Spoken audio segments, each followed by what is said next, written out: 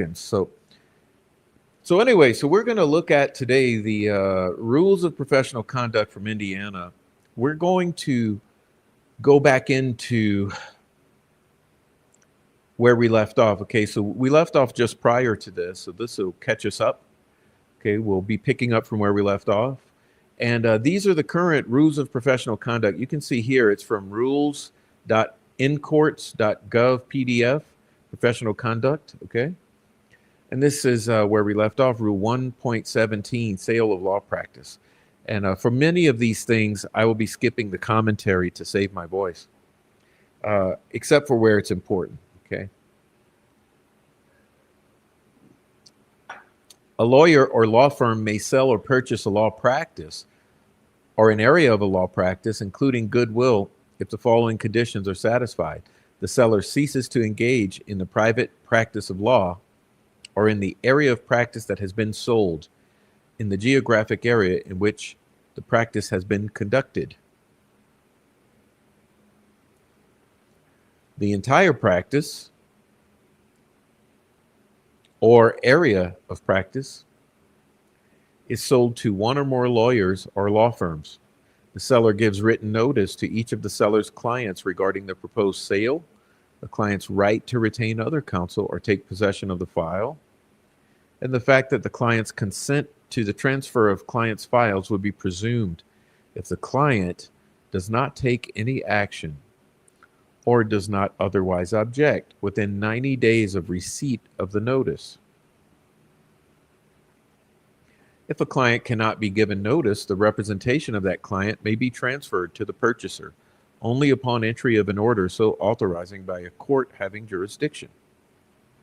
The seller may disclose to the court in-camera information relating to the representation only to the extent necessary to obtain an order authorizing the transfer of a file. The fees charged clients shall not be increased by reason of the sale. Okay.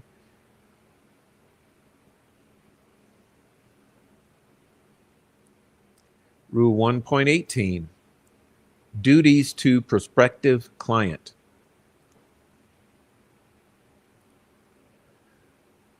Person who discusses with a lawyer the possibility of forming a client-lawyer relationship with respect to a matter is a prospective client. Okay, so check this one out. This is probably important for our purposes, okay? Listen to it closely. Definition of prospective client: a person who discusses with a lawyer the possibility of forming a client-lawyer relationship with respect to a matter is a prospective client. Okay, all right. So what are the duties to a prospective client? Even when no client-lawyer relationship ensues, a lawyer who has had discussions with a prospective client shall not use or reveal information learned in the consultation. Shall not use or reveal information learned in the consultation, except as Rule 1.9 would permit with respect to information of a former client. A lawyer subject to paragraph B shall not represent a client with interests materially adverse to those of a prospective client in the same or substantially related matter, if the lawyer received information from the prospective client that could significantly be considered harmful to that person in the matter, except as provided in paragraph D. If a lawyer is disqualified from representation under this paragraph, no lawyer in a firm with which that lawyer is associated may knowingly undertake or continue representation in such a matter, except as provided in paragraph D.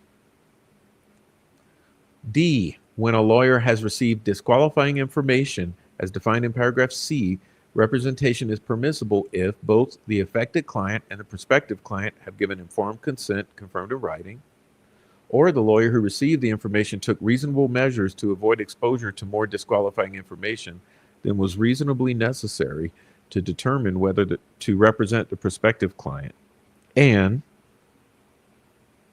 the disqualified lawyer is timely screened from any participation in the matter and is apportioned no part of the fee therefrom. And also, written notice is promptly given to the prospective client.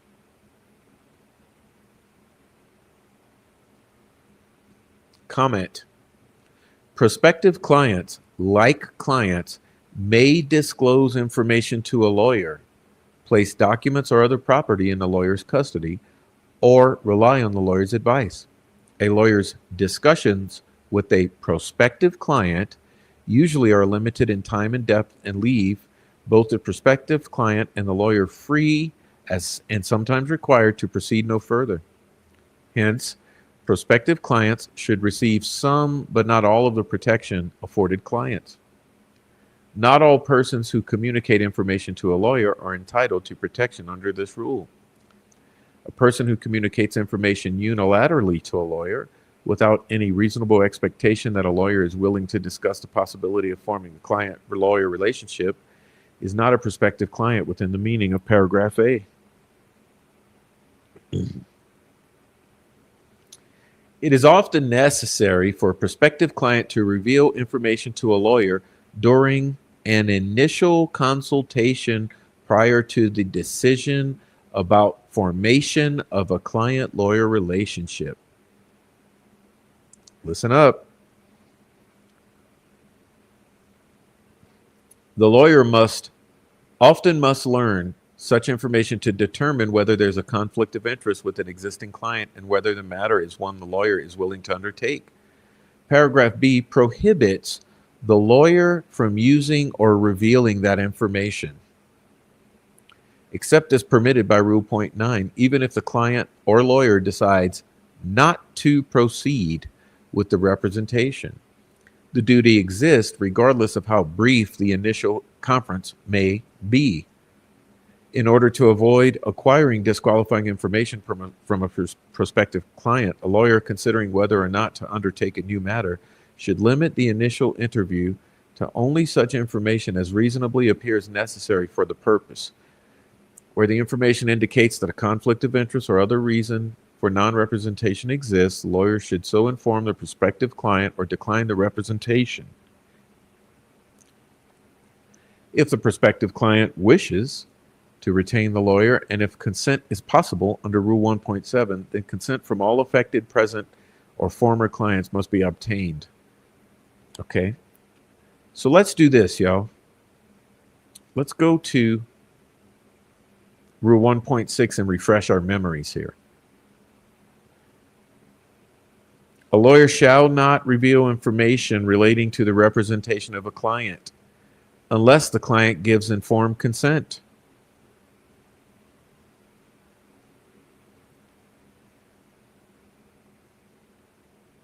Okay?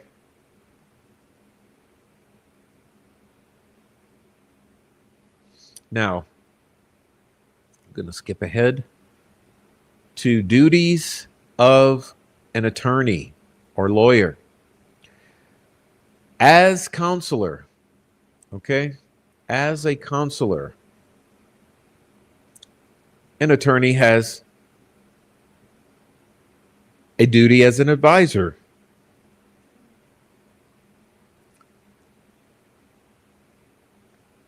In representing a client, a lawyer shall exercise independent professional judgment and render candid advice.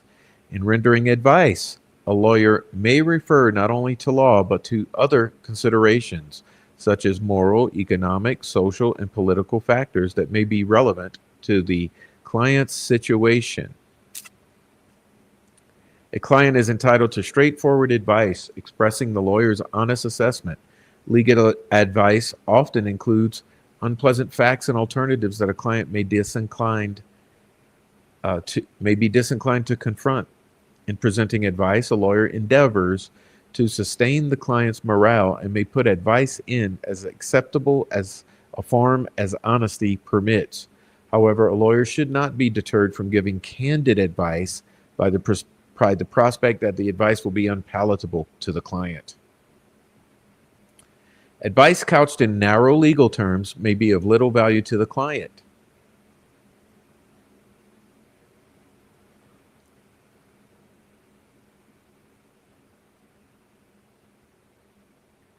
Uh, just a moment, please.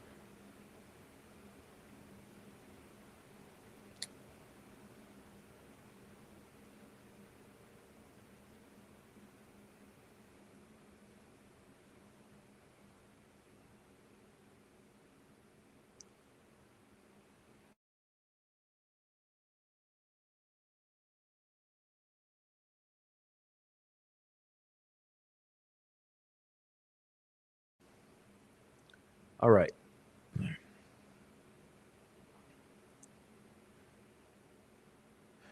Purely technical legal advice, therefore, can sometimes be inadequate. It's proper for a lawyer to refer to relevant moral and ethical considerations in giving advice.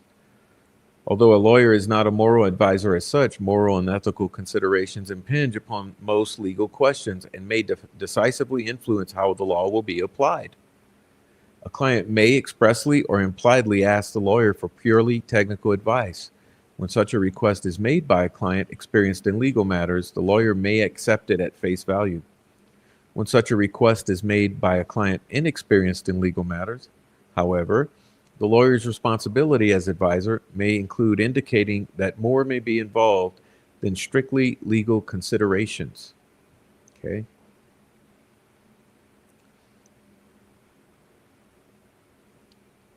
And we'll skip some of this. Intermediary. Okay, a lawyer may act as intermediary between clients.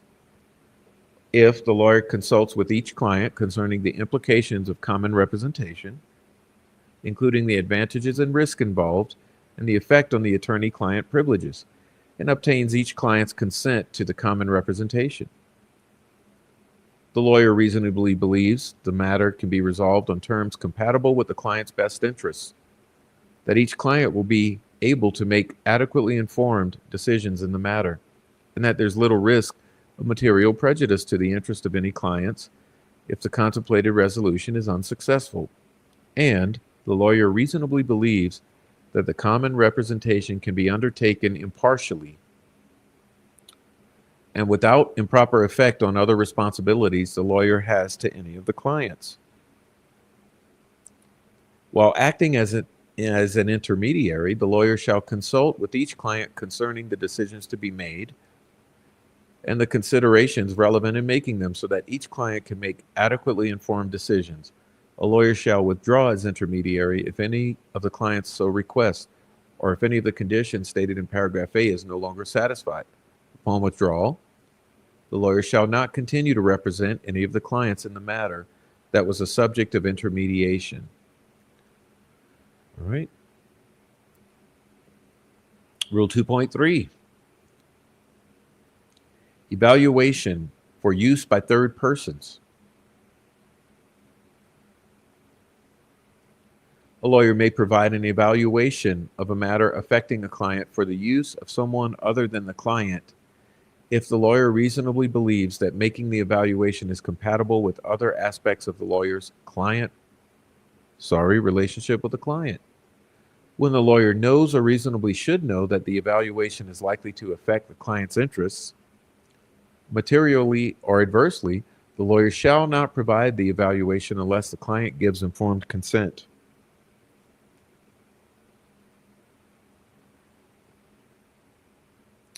Except as disclosure is authorized in connection with the report of evaluation, information relating to the evaluation is otherwise protected by 1.6. Okay. Lawyer serving as third-party neutral. A lawyer serves as a third-party neutral when the lawyer assists two or more persons who are not clients of the lawyer to reach a resolution of a dispute or other matter that has arisen between them.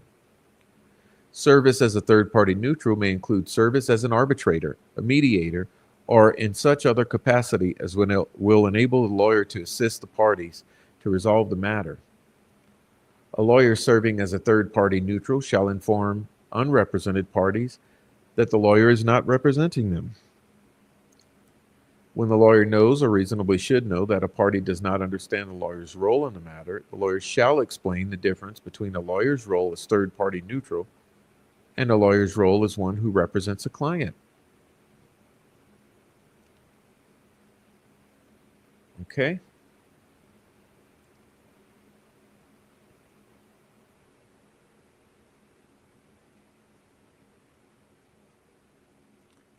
Advocate Rule 3.1. Okay, Rule 3.1. As an advocate, Rule 3.1, meritorious claims and contentions. A lawyer shall not bring or defend a proceeding or assert or controvert an issue therein unless there's a basis in law and fact for doing so that is not frivolous, which includes a good faith argument for an extension, modification, or reversal of existing law. A lawyer for the defendant in a criminal proceeding or the respondent in a proceeding that could result in incarceration may nevertheless so defend the proceeding as to require that every element of the case be established. The advocate has a duty to not abuse legal procedure. The law, both procedural and substantive, establishes the limits with which an advocate may proceed. However, the law is not always clear and never is static.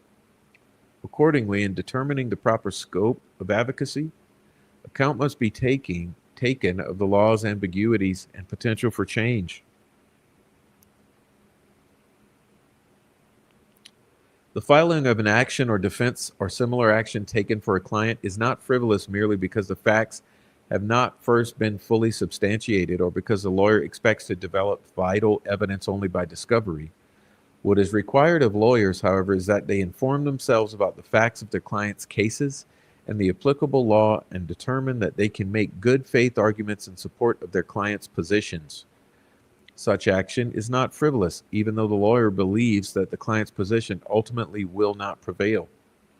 The action is frivolous, however, if the lawyer is unable either to make a good faith argument on the merits of the action taken or to support the action taken by good faith argument for an extension, modification, or reversal of existing law. The lawyer's obligations under this rule are subordinate to federal or state constitutional law that entitles a defendant in a criminal matter to the assistance of counsel in presenting a claim or contention that otherwise would be prohibited by this rule. Expediting litigation. A lawyer shall make reasonable efforts to expedite litigation consistent with the interest of the client. Okay. Candor towards the tribunal. A lawyer shall not knowingly make a false statement of fact or law to a tribunal or fail to correct a false statement of material fact or law previously made to the tribunal by the lawyer. I'll let you read that for a second. I go turn this AC off. Hold on a minute. Read that highlighted portion.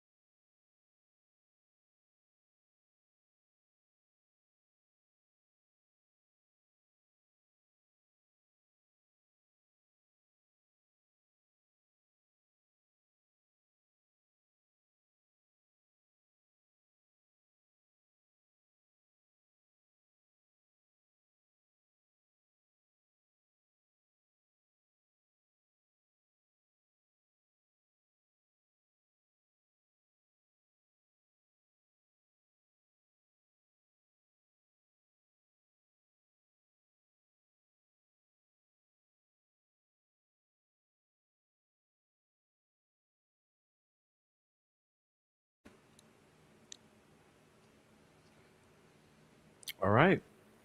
A lawyer shall not knowingly fail to disclose to the tribunal legal authority in the controlling jurisdiction known to the lawyer to be directly adverse to the position of the client and not disclosed by opposing counsel, or offer evidence that the lawyer knows to be false. If a lawyer, the lawyer's client, or a witness called by the lawyer has offered material evidence and the lawyer comes to know of its falsity, the lawyer shall take reasonable remedial measures, including, if necessary, disclosure to the tribunal. A lawyer may refuse to offer evidence other than the testimony of a defendant in a criminal matter that the lawyer reasonably believes is false. Question, y'all. Remember the couple times that false information was shared on the stand by witnesses for the prosecution in Delphi?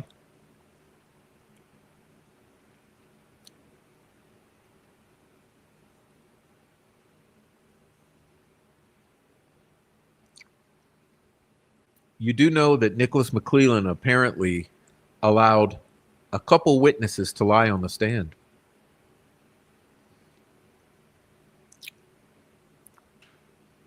I wonder if the appeals court or the appeals judges, attorneys, lawyers, will take up that matter. Hey, Miss Uliana, Mr. Lehman, Rule 3.3, candor toward the tribunal.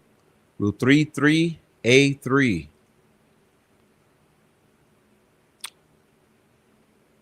A lawyer who represents a client in an adjudicative proceeding and who knows that a person intends to engage, is engaging, or has engaged in criminal or fraudulent conduct related to the proceeding shall take reasonable remedial measures, including, if necessary, disclosure to the tribunal. The duties stated in paragraphs A and B continue to the conclusion of the proceeding and apply even if compliance requires disclosure of information otherwise protected by Rule 1.6. That's important too. That's important too for what I'm saying. Okay. In an ex parte proceeding, a lawyer shall inform the tribunal of all material facts known to the lawyer which will enable the tribunal to make an informed decision whether or not the facts are adverse. This rule governs the conduct of a lawyer who is representing a client in the proceeding of a tribunal.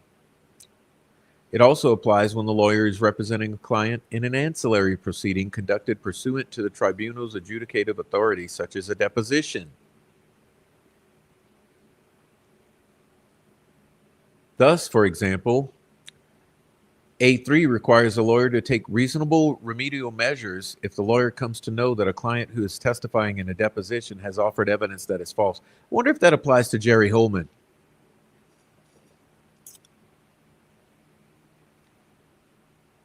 Mic drop.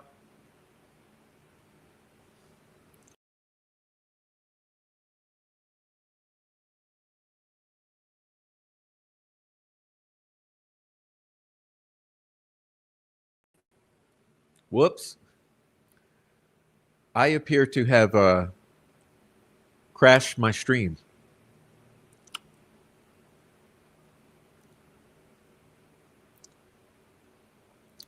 But what I was saying there is, so what this is saying here is that this rule also applies to depositions.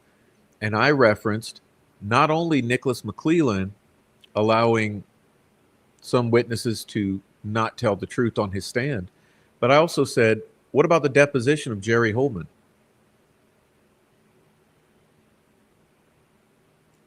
Yes, literal mic drop. Literal mic drop. Thank you, post-apocalyptic. Hey, thank you, Rebecca Ann. Good, good. Thank you, Rebecca. Make it a short night. I'm going to try to. No, I'm not. I'm going to try to do what I can.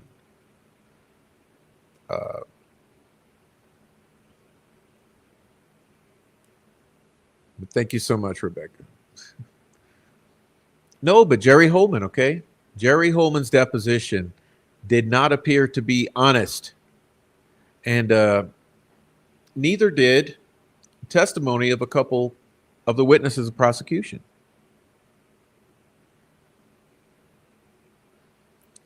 All right, let's continue. This rule sets forth the special duties of lawyers as officers of the court to avoid conduct that undermines, here we go, the integrity of the adjudicative process. A lawyer acting as an advocate in an adjudicative proceeding has an obligation to present the client's case with persuasive force. Performance of that duty while maintaining confidence of the client, however, is qualified by the advocate's duty of candor to the tribunal. Consequently, although a lawyer in an adversary proceeding is not required to present an impartial exposition of the law or to vouch for evidence submitted in a cause, the lawyer must not allow the tribunal to be misled by false statements of law or fact or evidence that the lawyer knows to be false. Wow. Yeah, let's talk about that. Let's talk about how the state case in Indiana v. Richard Allen seemed to be full of evidence and facts, alleged facts, that Nicholas McClelland must have known to be false. Let's not kid each other here. If we on the internet knew them to be false and we don't have discovery, why didn't Nicholas McClelland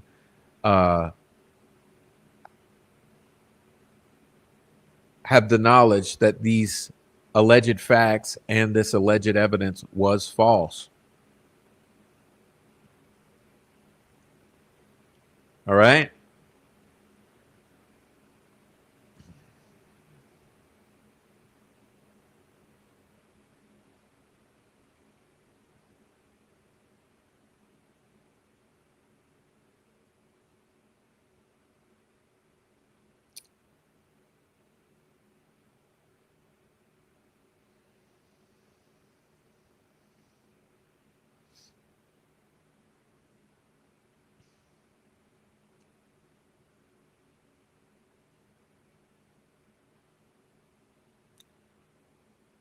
All right.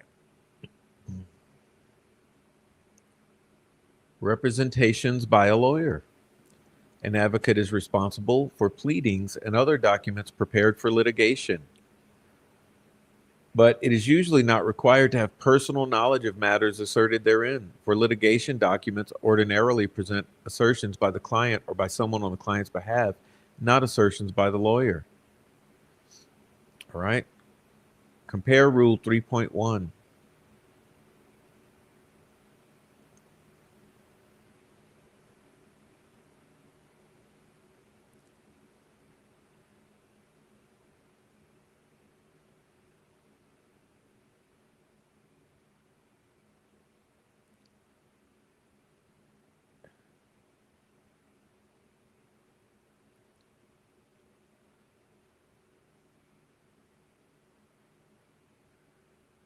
Paragraph 3A requires that the lawyer refuse to offer evidence that the lawyer knows to be false, regardless of the client's wishes. This duty is premised on the lawyer's obligation as an officer of the court to prevent the trier of fact from being misled by false evidence. A lawyer does not violate this rule if the lawyer offers evidence for the purpose of establishing its falsity. If a lawyer knows that the client intends to testify falsely or wants the lawyer to introduce false evidence, the lawyer should seek to persuade the client that the evidence should not be offered. If the persuasion is ineffective and the lawyer continues to represent the client, the lawyer must refuse to offer the false evidence. If only a portion of a witness's testimony will be false, the lawyer may call the witness to testify, but may not elicit or otherwise permit the witness to present the false testimony. Okay, and that's important for what the state presented in the case of Richard Allen. And I don't understand how it was allowed to stand. The duties stated in paragraphs A and B apply to all lawyers, okay, including defense counsel. In some jurisdictions, however, courts have required counsel to present the accused as a witness or to give narrative statements if the accused so desires, even if counsel knows that the testimony or statement will be false. The obligation of the advocate under the rules of professional conduct is subordinate to such requirements. Okay? The prohibition against offering false evidence only applies if the lawyer knows the evidence is false. A lawyer's reasonable belief that the evidence is false does not preclude its presentation to the trier of fact. A lawyer's knowledge that evidence is false, however, can be inferred from the circumstances. Thus, although a lawyer should resolve doubts about the veracity of testimony or other evidence in the favor of the client, the lawyer cannot ignore an obvious falsehood. And that's what I'm saying about Nicholas McClellan, right? And I'm not kidding.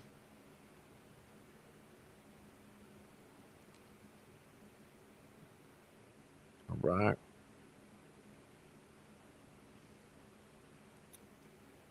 All right.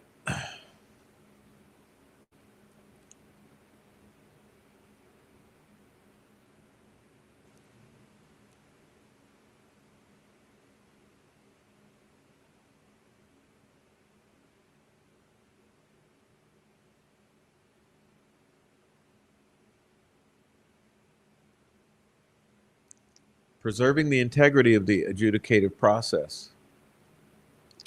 Lawyers have a special obligation to protect the tribunal against criminal or fraudulent conduct that undermines the integrity of the adjudicative process.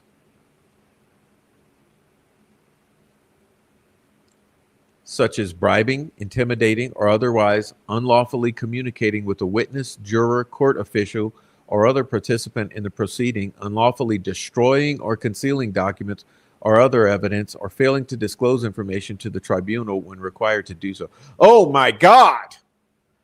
This right here. Listen, this is exactly what we saw in the trial of Richard Allen, and you know it. The jurors had dinner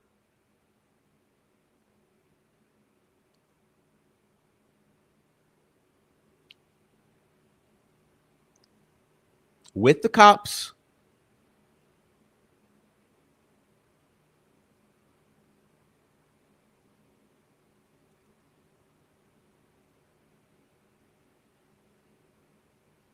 We know that there was intimidation.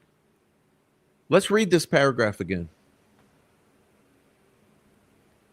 Lawyers have a special obligation to protect the tribunal against criminal or fraudulent conduct that undermines the integrity of the adjudicative process, such as bribing.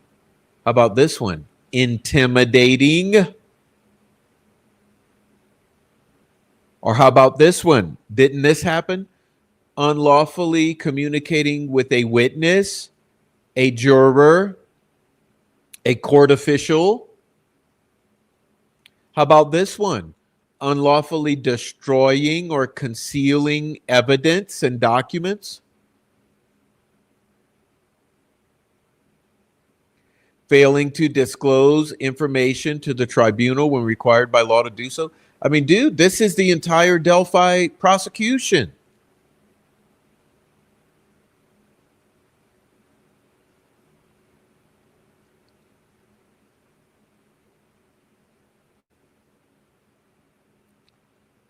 Telling you, I've never seen anything like this. I think we're all, honestly, let's be honest here.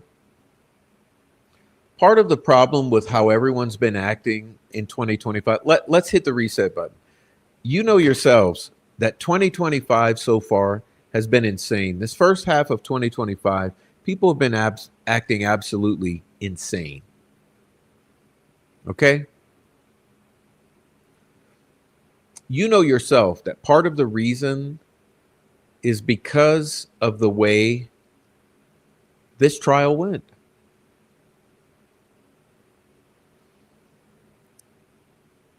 On top of that, You had the jurors acting fucking crazy.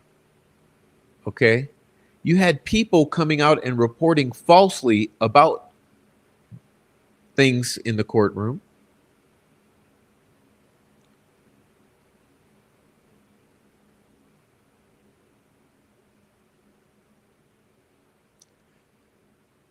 We know that there was destruction of evidence, the destruction of documents, possibly physical evidence, forensic evidence.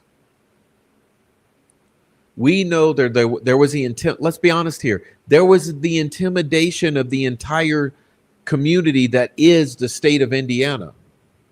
You think these jurors were not terrified? Listen, you do understand that everything you saw from day one was an attempt to influence the fucking jury pool. You have to understand that. Those bike rides, okay, all those bikers, that was jury intimidation. All of the harassment and the terrorizing on YouTube and on Facebook and Reddit, that was intimidation of the jury pool, potential future jurors. Everything you saw from all the prosecution troll farm shills were attempts to influence the potential future jurors. Let's be honest here. Everything that you saw from the state actors and the family was an intention aimed at affecting the potential future jurors, or what you would call the jury pool. That jury pool had been tampered with since 2017. Okay? This is real. Why do you think there's only been one or two jurors who stepped forward?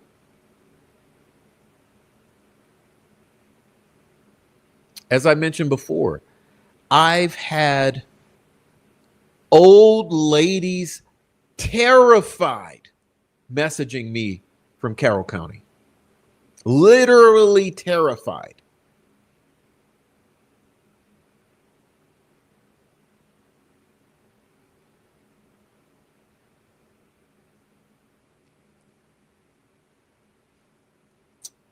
This jury pool was tampered with.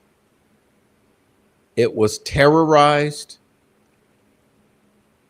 It was brainwashed and programmed using mainstream media, using social media, and using physical intimidation and psychological operations in the state of Indiana. Okay, going back 7 fucking years. When you understand what happened in Delphi, you'll understand that there's no way this is just about the murder of 2 little girls. It's not. This opens the door into something enormous. Think about it. And let's be clear.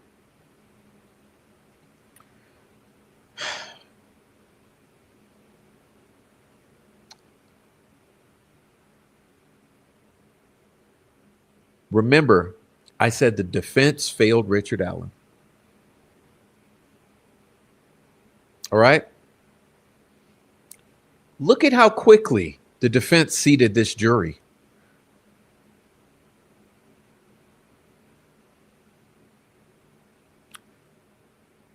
And that's not all. Think about the fact that the defense chose not to challenge all the evidence that was admitted in. How many of you know that? The defense chose to not challenge the evidence, the so-called evidence, the fake evidence.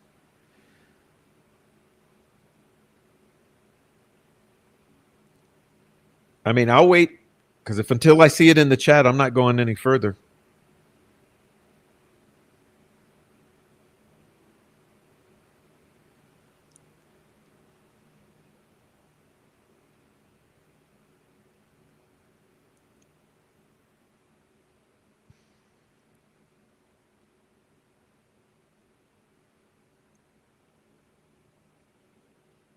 I'll put it this way. First day of trial, October 18th, 2024. October 18th, 2024. The defense signed the first joint stipulation regarding evidentiary matters. The defense themselves agreed to not challenge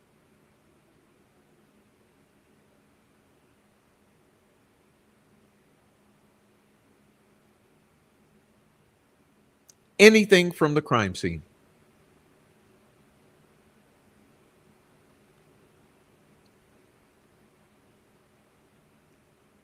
All AT&T records, all Liberty German's phone records.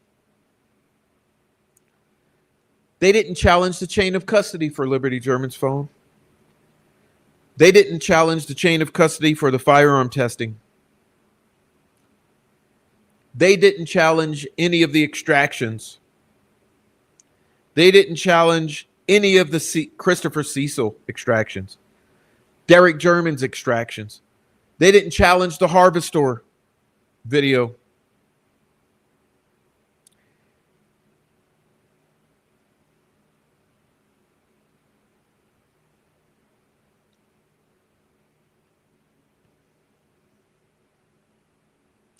First joint stipulation regarding evidentiary matters.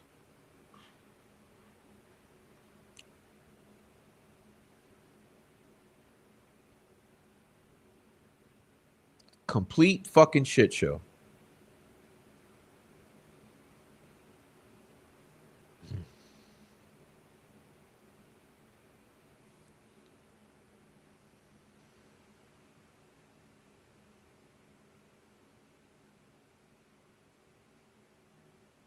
Why would they start trial off with a joint stipulation regarding evidentiary matters and saying, we're not challenging any of the evidence you're bringing in?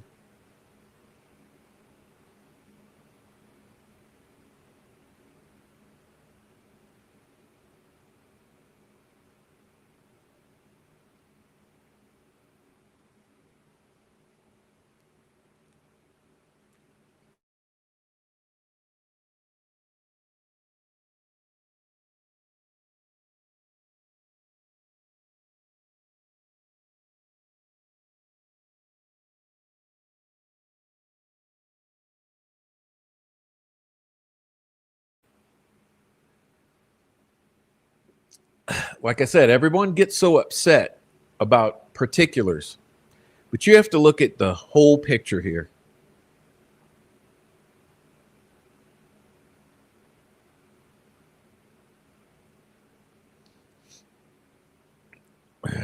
All right, let's continue. Getting a little sidetracked.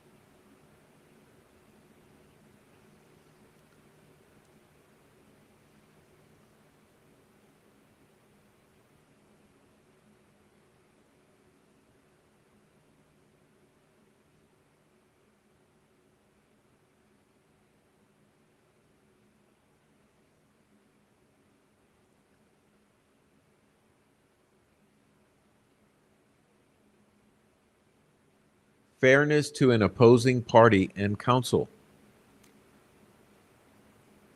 All right. A lawyer shall not unlawfully obstruct another party's access to evidence or unlawfully alter, destroy, or conceal a document or other material having potential evidentiary value. A lawyer shall not counsel or assist another person to do such act. Well, what the fuck? All right, appellate team. Rule 3.4a.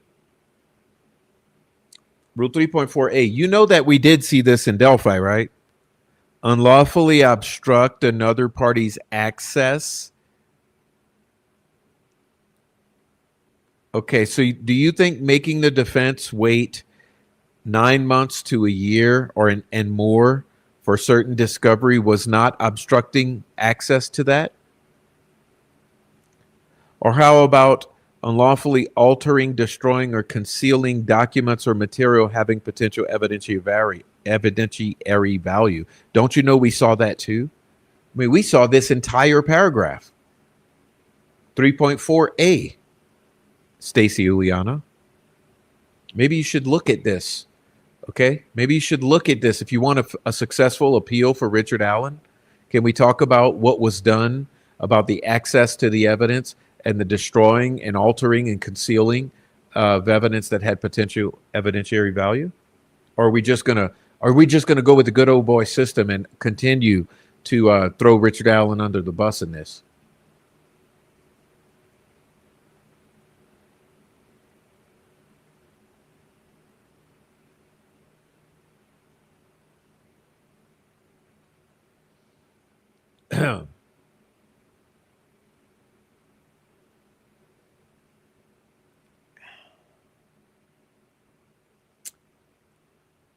You see,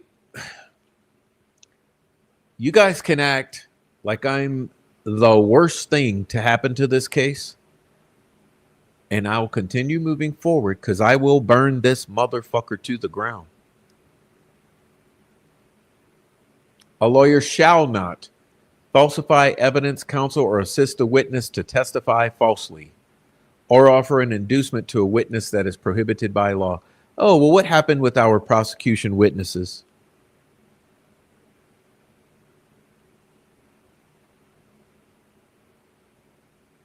A lawyer shall not knowingly disobey an obligation under the rules of a tribunal except for an open refusal based on an assertion that no valid obligation exists. In pretrial procedure, make a frivolous discovery request or fail to make a reasonably diligent effort to comply with the legal proper discovery request by an opposing party. Oh, that's another one for McClelland, right? Why was that allowed? A lawyer shall not in trial allude to any matter that the lawyer does not reasonably believe is relevant or will not be supported by admissible evidence, assert personal knowledge of facts in an issue except when testifying as a witness, or state a personal opinion as to the justness of a cause, the credibility of a witness, the culpability of a civil litigant, or guilt or innocence of an accused, or request a person other than a client refrain from voluntarily giving relevant information to another party unless the person is a relative or employee of or other agent of a client, and the lawyer reasonably believes that a person's interest will not be adversely affected by refraining from such information. Okay, so let's go back to this, y'all. 3.4 ABC. Okay.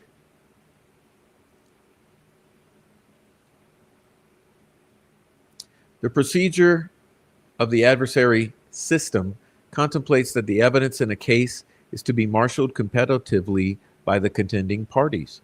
Fair competition in the adversary system is secured by prohibitions against destruction or concealment of evidence. Prohibitions against destruction or concealment of evidence. Wow, Nick McClelland, Unified Command.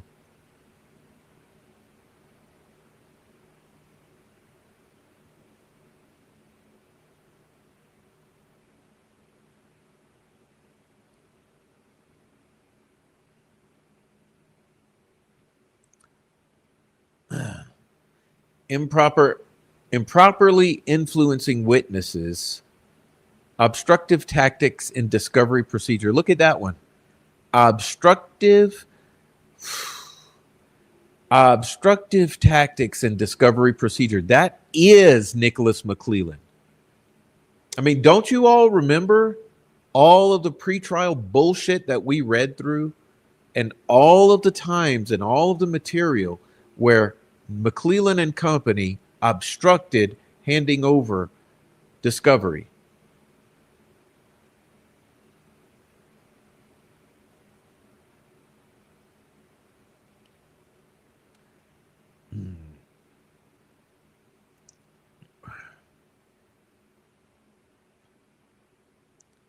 Documents and other items of evidence are often essential to establish a claim or defense. Subject to evidentiary privileges, the right of an opposing party, including the government, to obtain evidence through discovery or subpoena is an important procedural right. The exercise of that right can be frustrated if relevant material is altered, concealed, or destroyed. It's another one. Applicable law in many jurisdictions makes it an offense to destroy material for the purpose of impairing its availability in a pending proceeding or one whose commencement can be foreseen. How about the case of Richard Allen, where in the Delphi interrogation room, they destroyed 70 fucking days and all the records that would have established what happened in those 70 days and who was interviewed and what was said in the interviews and all of that. Falsifying evidence is also generally a criminal offense. Paragraph 8 applies to evidentiary material generally, including computerized information.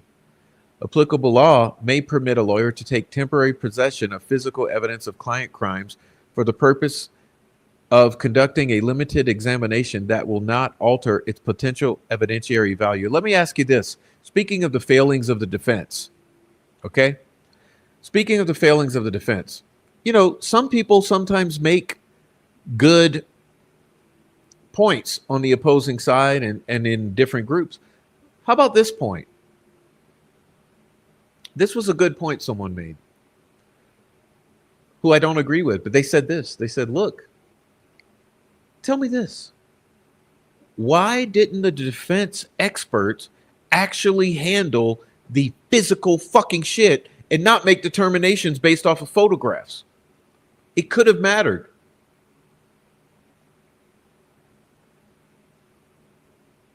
Who said it? Who said it? Come on, because the mean girls went and destroyed this man and took from the world the evidence of what I just said to you.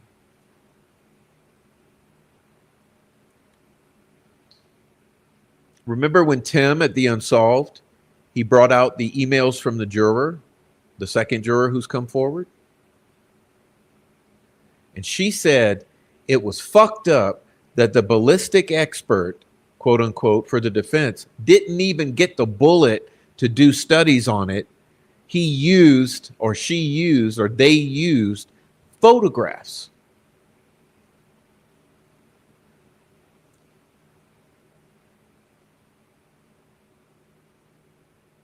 It's absolutely ridiculous.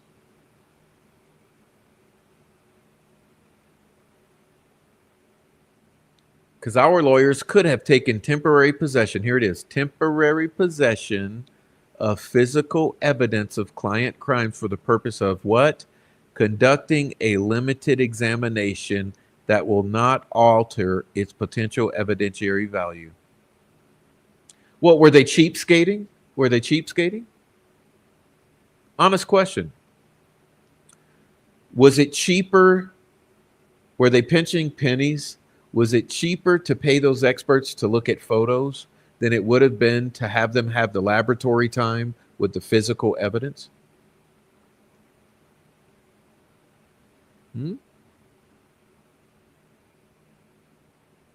Was Baldwin and Rozzi cheapskating this process?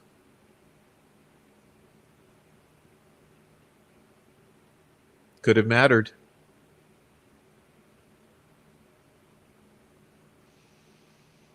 All right. Rule 3.5, impartiality and decorum of the tribunal. A lawyer shall not, okay, look at here, shall not, a lawyer shall not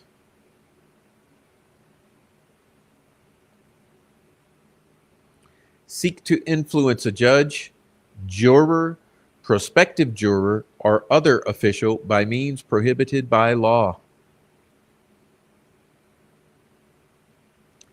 Communicate ex parte with such person during the proceeding unless authorized to do so by law or court order. Communicate with the juror or prospective juror after discharge of the jury. If the communication is prohibited by law or court order, the juror has made known to the lawyer a desire not to communicate, or the communication involves misrepresentation, coercion, duress, or harassment. Engage in conduct intended to disrupt the tribunal.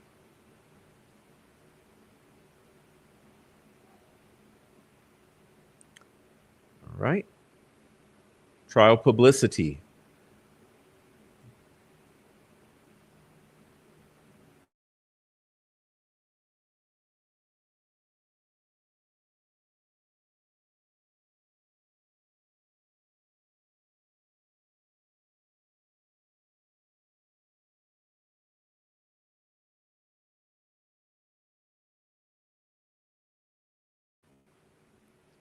A lawyer who is participating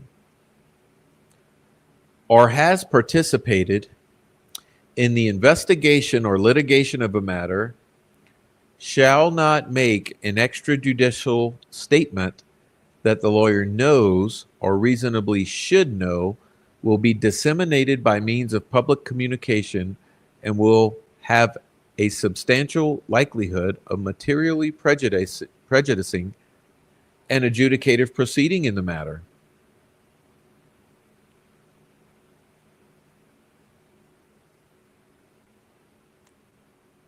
All right, heads up on this one. Heads up on this one.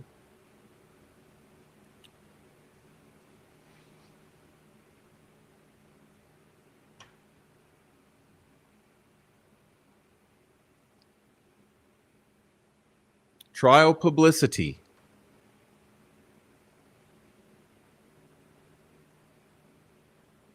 Trial publicity. Listen to this one. A lawyer who is participating or has participated in the investigation or litigation of a matter shall not, that means there's no choice, shall not make an extrajudicial statement that the lawyer knows or reasonably should know will be disseminated by means of a public communication and will have a substantial likelihood of materially prejudicing an adjudicative proceeding in the matter. Oh, you mean like fuck up the appeal? Okay. Notwithstanding that, a lawyer may state the claim, offense, or defense involved and except when prohibited by law, the identity, information contained in a public record, that an investigation is in progress, the scheduling or result of any step in litigation, a request for assistance in obtaining evidence and information necessary thereto, a warning of danger concerning the behavior of a person involved when there is reason to believe that there exists a likelihood of substantial harm to an individual or in the public interest. And in a criminal case, in addition to subparagraphs 1 through 6, the identity, residence, occupation, and family status of the accused. If the accused has not been apprehended, the information necessary to aid in apprehension of that person, the fact, time, and place of arrest, the identity of investigating and arresting officers or agencies, and the length of the investigation. Notwithstanding paragraph A, a lawyer may make a statement that a reasonable lawyer would believe is required to protect the client from the substantial undue prejudicial effect of recent publicity not initiated by the lawyer or the lawyer's client. A statement made pursuant to this paragraph shall be limited to such information as is necessary to mitigate the recent adverse publicity. All right. A statement referred to in paragraph A will be rebuttably presumed to have a substantial likelihood of materially prejudicing an adjudicative proceeding when it refers to that proceeding and the statement is related to, this is what we got to look out for. The character, credibility, reputation, or criminal record of a party, suspect in a criminal investigation or witness, or identity of a witness, or the expected testimony of a party or witness. In a criminal case or proceeding that could result in incarceration, the possibility of a plea of guilty to the offense or to the existence or contents of any confession, admission, or statement given by a defendant or suspect, or that person's refusal or failure to make a statement. The performance or results of any examination or test, or the refusal or failure of a person to submit to an examination or test, the identity or nature of physical evidence expected to be presented, any opinion as to the guilt or innocence of a defendant or suspect in a criminal case or proceeding that could result in incarceration, information that the lawyer knows or reasonably should know is likely to be inadmissible as evidence in a trial, and would, if disclosed, create a substantial risk of prejudicing an impartial trial, or the fact that a defendant has been charged with a crime, unless there is included therein a statement explaining that the charge is merely an accusation and that the defendant is presumed innocent until and unless proven guilty. No lawyer associated in a firm or government agency with a lawyer subject to paragraph A shall make a statement prohibited by paragraph A.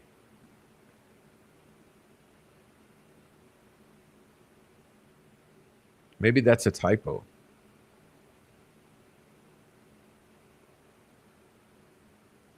All right.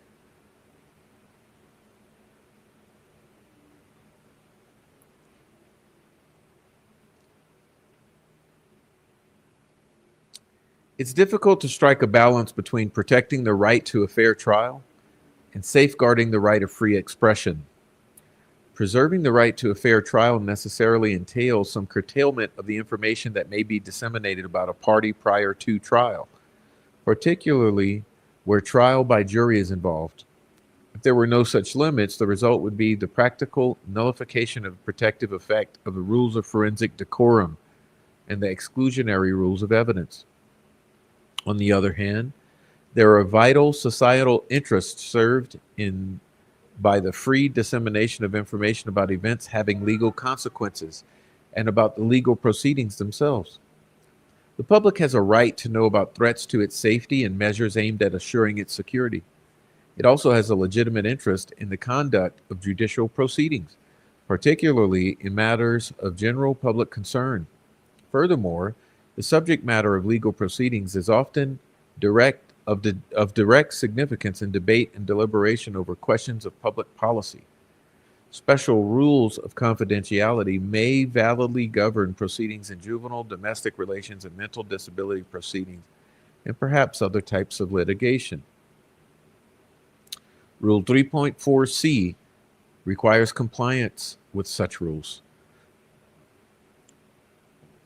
The rule sets forth a basic general prohibition against a lawyer's making statements that the lawyer knows or should know will have a substantial likelihood of materially prejudicing an adjudicative proceeding.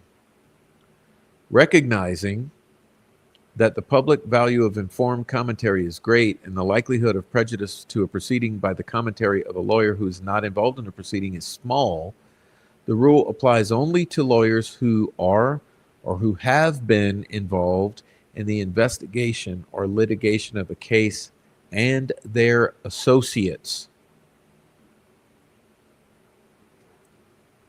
The rule applies only to lawyers who are or have been involved in the investigation or litigation of a case and their associates.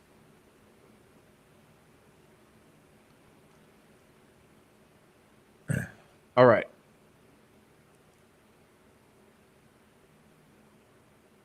Paragraph B identifies specific matters about which a lawyer's statements would not ordinarily be considered to present a substantial likelihood of material prejudice and should not in any event be considered prohibited by the general prohibition of paragraph A. Paragraph B is not intended to be an exhaustive listing of the subjects upon which a lawyer may make a statement, but statements on other matters may be subject to paragraph A. Another relevant factor in determining prejudice is the nature of the proceeding involved. Criminal jury trials will be most sensitive to extrajudicial speech. Civil trials may be less sensitive. Non-jury hearings and arbitration proceedings may be even less affected. The rule will still be in place or still place limitations on prejudicial comments in these cases. But the likelihood of prejudice may be different depending on the type of proceeding. Okay.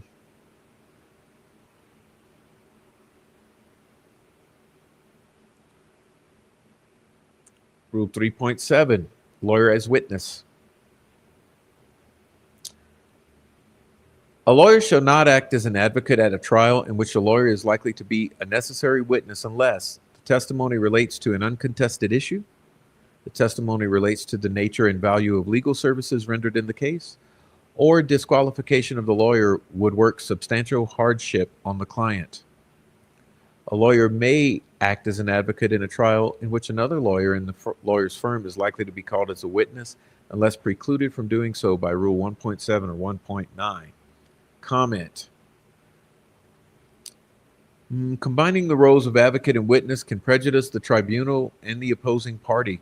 It can also involve a conflict of interest between the lawyer and client. Advocate witness rule. The tribunal has a proper objection when the trier of fact may be confused or misled by a lawyer serving as both advocate and witness. The opposing party has proper objection where the combination of roles may prejudice the party's rights to the litigation. A witness is required to testify on the basis of personal knowledge, while an advocate is expected to explain and comment on the evidence given by others. It may not be clear whether a statement by an advocate witness should be taken as proof or as an analysis of the proof.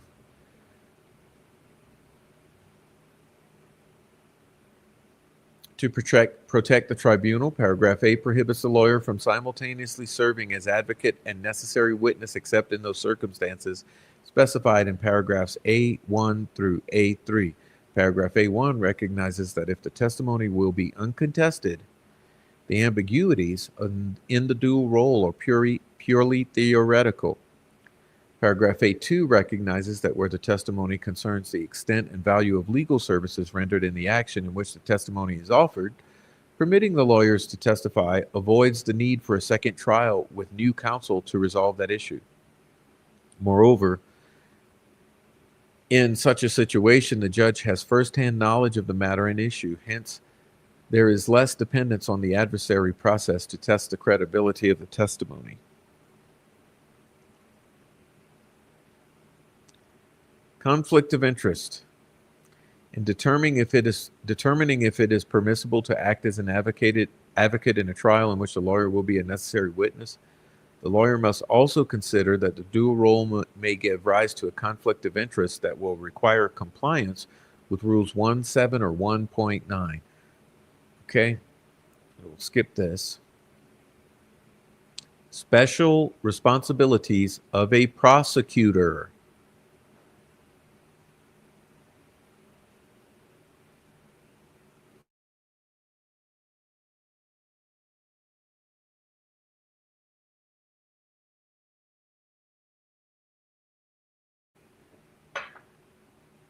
The prosecutor in a criminal case shall, which means must, refrain from prosecuting a charge that the prosecutor knows is not supported by probable cause. The prosecutor must make reasonable efforts to assure that the accused has been advised of the right to, and the procedure for obtaining counsel has been given reasonable opportunity to obtain counsel.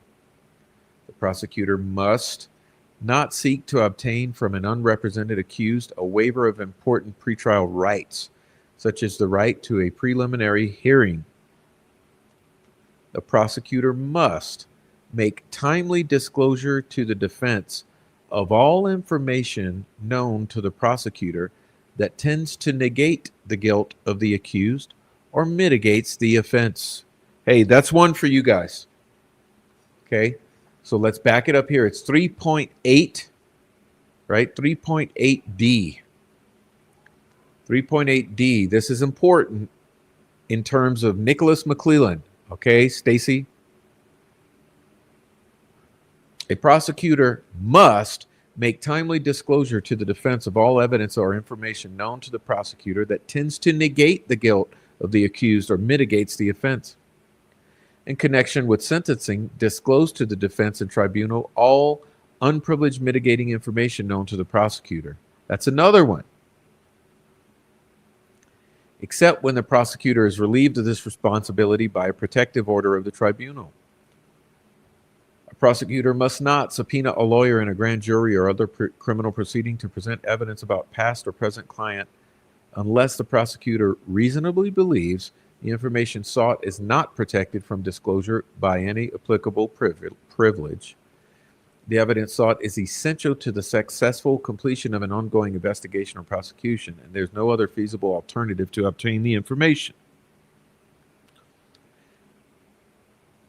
Except for the statements that are necessary to inform the public of the nature and extent of the prosecutor's action and that serve as legitimate law enforcement purpose, The prosecutor must refrain from making extrajudicial comments that have a substantial likelihood of heightening public condemnation of the accused, and exercise reasonable care to prevent investigators, law enforcement personnel, employees, or other persons assisting or associated with the prosecutor in a criminal case from making an extrajudicial statement that the prosecutor would be prohibited from making under Rule 3.6 or this rule. All right? Listen, this applies to Delphi. This is another one that should apply, in my unprofessional opinion, to Nick McClelland. Now let's back up to Rule 3.6 again and see if any of these statements would also apply to Nick McClelland here.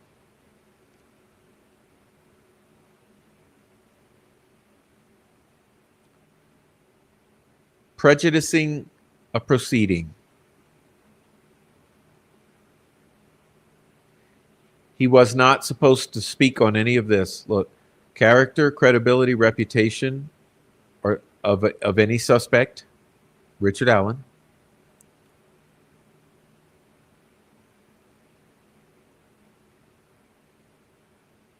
Any opinion as to guilt or innocence of Richard Allen.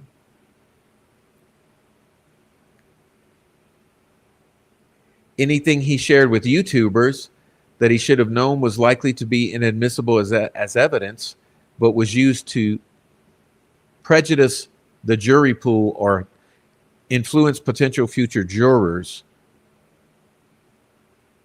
Okay? So we know, listen, we know absolutely, we know that this whole thing was a psyop with Richard Allen. I'll talk about that shortly. We'll skip over the commentary. And well, actually, let me go back.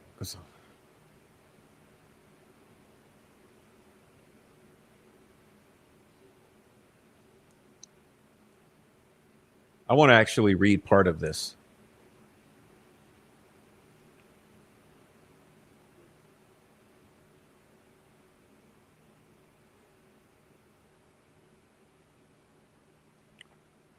All right, so a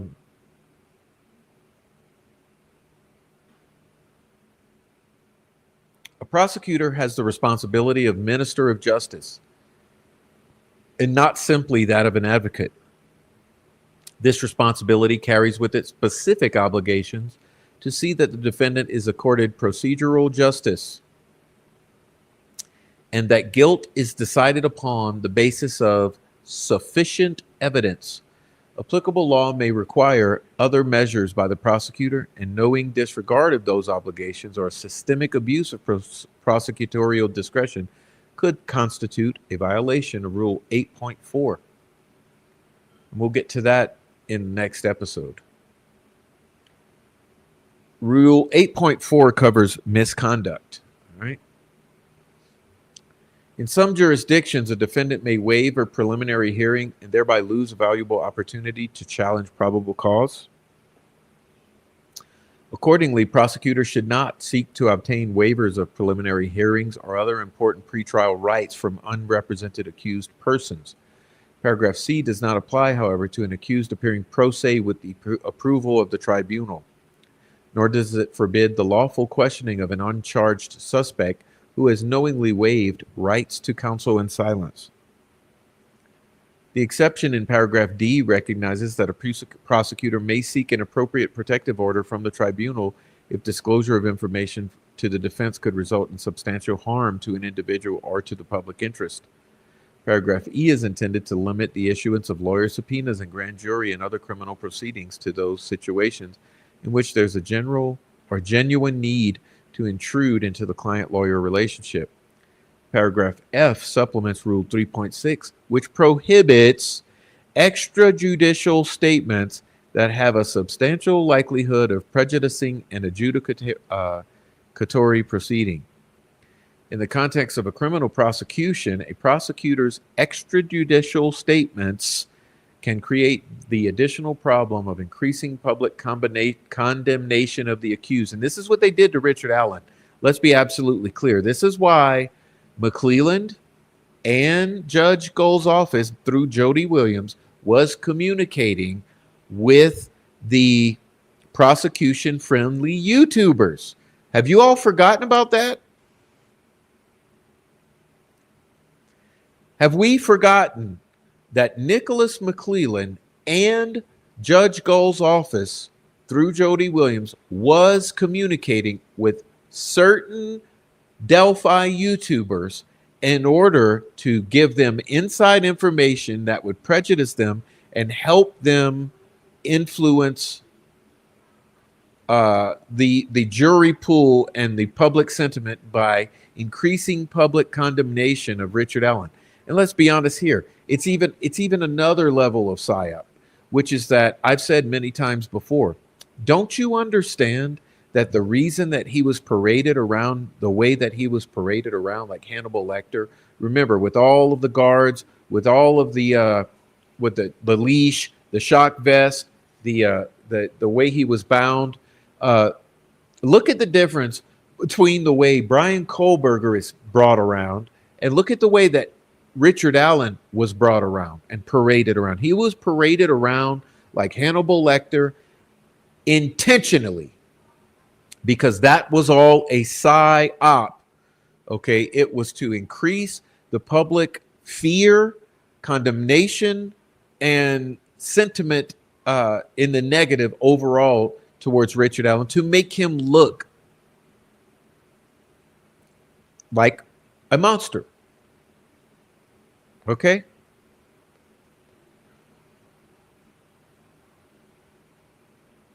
And you see, the way that McClelland and Judge Gold tried to get around it was by doing it behind the scenes, not doing it publicly in front of the cameras.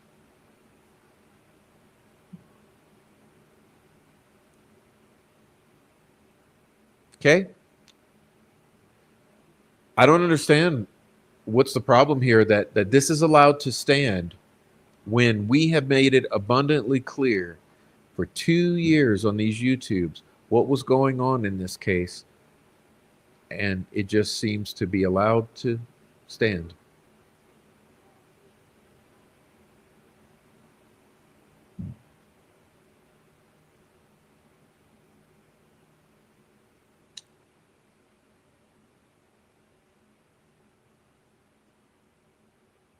Anyway, let's finish off with this. Let's finish it.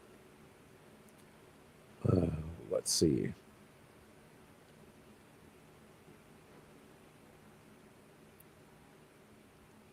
Although the announcement of an indictment, for example, will necessarily have severe consequences for the accused, a prosecutor can and should avoid comments which have no legitimate law enforcement purpose and have a substantial likelihood of increasing public opprobrium of the accused. All right?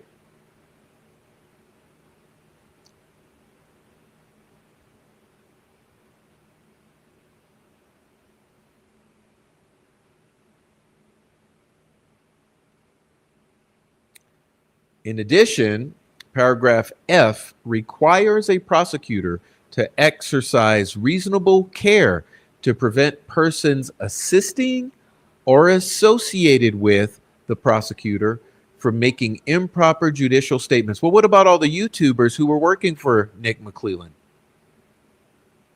Even when such persons are not under the direct supervision of the prosecutor.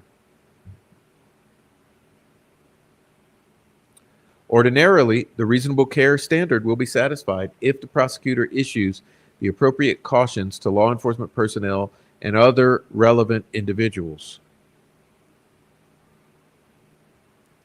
Rule 3.9, advocate in non-adjudicative proceedings. A lawyer representing a client before a legislative body or administrative agency in a non-adjudicative proceeding shall disclose that the appearance is in a representative capacity and shall conform to provisions of rules 3.38 through C and 3.4A through C and 3.5.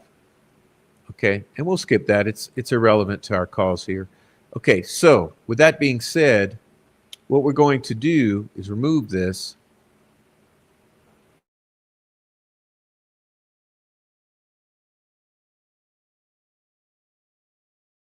All right, now, uh, let's be clear here.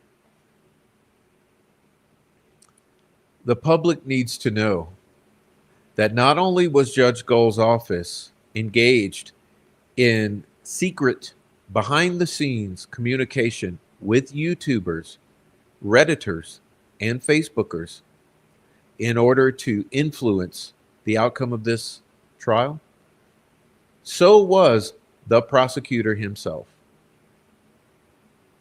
There are receipts for it. Okay, everything that I am stating, there are absolutely receipts for it. They've already been shown to you. Myself, Joe Lewis, other creators have shown you the receipts.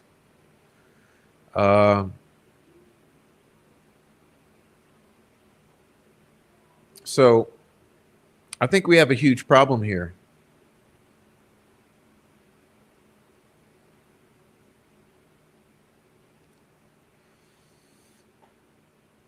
And the problem, in my opinion, is very simple, that this has been allowed to stand.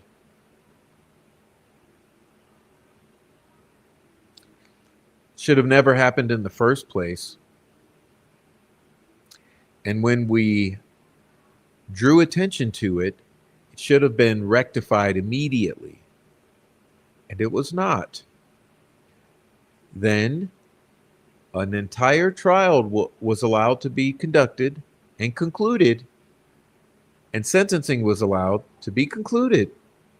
And remember, that entire contingent got their asses up on a stage,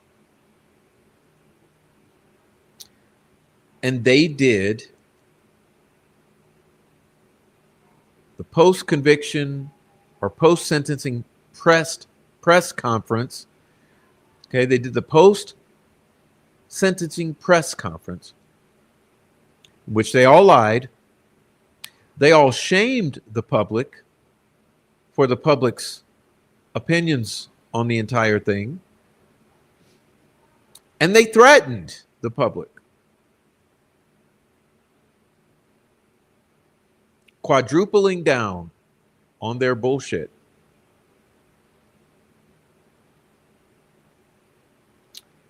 Let's be clear. Delphi has been plagued